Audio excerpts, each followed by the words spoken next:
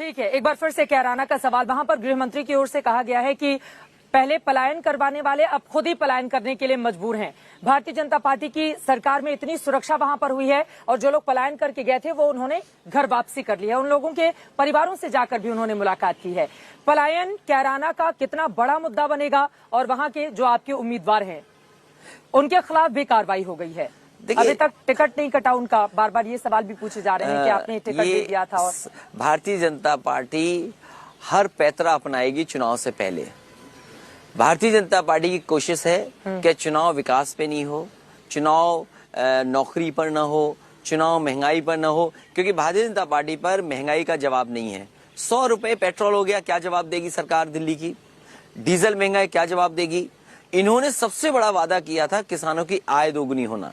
क्या ये कैराना में जाकर के, मुजफ्फरनगर में जाकर के, शामली में जाकर के, सहारनपुर में जाकर के बताएंगे कि किसानों की आय दोगुनी हुई? और कम से कम किसानों को बताएं कि 3 कानून क्यों लाए थे, क्या किसानों का नुकसान हो रहा था, अब तो वापस हो और गया। क्या वजह थी कि 3 कानून वापस ले लिए, इससे क्या खुशहाली आएगी? ये बताएं कि किसानों की आय दोगुनी कब होगी। इसका जवाब भारतीय जनता पार्टी पास नहीं है। अभी भी गन्ने का किसानों का पैसा बकाया है, वो नहीं बताएंगे। पूरे उत्तर प्रदेश की सबसे महंगी बिजली है, जवाब नहीं देंगे। फौज में भर्ती क्यों नहीं हो रही, उसका जवाब नहीं देंगे। तो इनके पास जवाब नहीं है। रोजगार को लेकर के, महंगाई कैसे कम हो, इसीलिए जानबूझ करके इस तरह के काम कर रहे हैं। और फिर देखा नहीं आपने, कोई मास्क नहीं लगाया था, सब कोरोना फैला रहे थे। अगर विपक्ष निकलेगा तो उसमें पाबंदी है, FIR दर्ज हो जाएगी। सत्ता के लोग तो खुलेआम कोरोना फैला सकते हैं। आपने तो लखनऊ में बड़े कार्यक्रम किए थे ना, जब स्वामी प्रसाद मौर्य और बाकी लोगों के साथ मंच पे, उस समय भी बहुत उस समय जो चुनाव आयोग ने ये कहा कि वर्चुअल रैली होगी, तो वर्चुअल रैली की डेफिनेशन क्या है? वर्चुअल रैली की डेफिनेशन क्या है? तो वर्चुअल रैली की डेफिनेशन क्या है? वर्चुअल रैली की कोई डेफिनेशन नहीं थी, आपको बताया नहीं गया था, कोई परिभाषा नहीं। और दूसरा, धारा 144 नहीं लागू थी उस समय।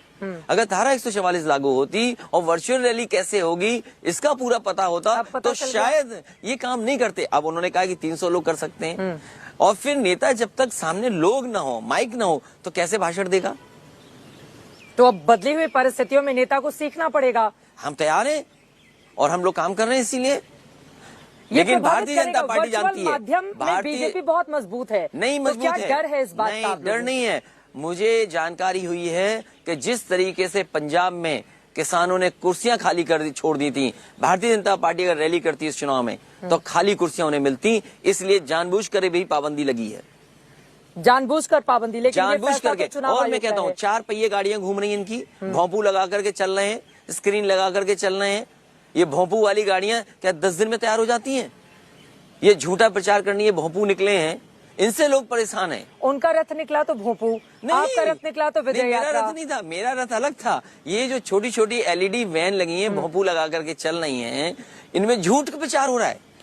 ये जो भोंपू से आवाज आएगी सब झूठी होगी। LED से वो अपना प्रचार कर रहे हैं, सरकार की उपलब्धियां गिरा रहे हैं।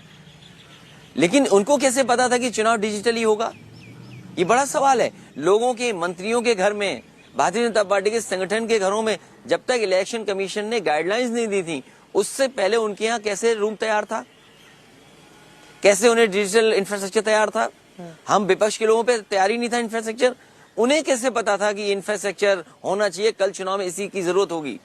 ठीक है, एक छोटा सा सवाल, आप इसकी जानकारी करिए कि LED वैन इनकी कब तैयार थी, कब तैयार थी? इनको पूरा मुझे कुछ जानकारी नहीं हासिल है, लेकिन इतनी जल्दी इतनी नहीं तैयार हो सकती। इतने भोंपू जो लगा करके गाड़ियां 4 पहिए घूम रही हैं, सब झूठ फैलाने पहुंचेंगे, इनको पहले से पता था। तो आप चुनाव आयोग पर ही सवाल मैं चुनाव आयोग को शिकायत करूंगा, मैं चुनाव आयोग को शिकायत जरूर लिखूंगा इस बात की। कितनी शिकायतें आप चुनाव आयोग से करेंगे? समाजवादी पार्टी ने अब ओपिनियन पोल को लेकर भी शिकायत बंगाल में, अच्छा, विधायक कूटे जा रहे हैं, विधायक गाँव में नहीं घुस गए, विधायक पिट रहे हैं, और उसके बाद आप कह रहे हो सर्वे बहुत अच्छा आ रहा है।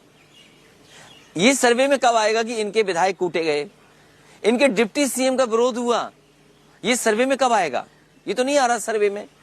अगर सर्वे में विधायक पीटे जा रहे हैं या कूटे जा रहे हैं और सर्वे में सीटे जाते हैं, ये समझ में नहीं आ रहा, तो जनता का आक्रोश वोट में निकलेगा कि नहीं निकलेगा? आपको लग रहा है कि ओपिनियन पोल प्रदेश का माहौल चेंज कर देगा, इसलिए ओपिनियन पोल पर बैन लगा दिया जाए? टीवी बदल पा रहा है, न ओपिनियन पोल बदल पा रहा है। जनता अपनी महसूस कर रही है। जनता को डीजल खरीदना है, वो जानते हैं डीजल कितना महंगा हुआ है। जनता खुद महसूस कर रही है, उनकी गाड़ी नहीं चल पा रही है। उन्हें भरोसा दिलाया था कि हवाई चप्पल वाले हवाई जहाज में चलेंगे, आज वो गाड़ी नहीं चला पा रहे, इतना पेट्रोल महंगा है, महंगाई बढ़ गई है।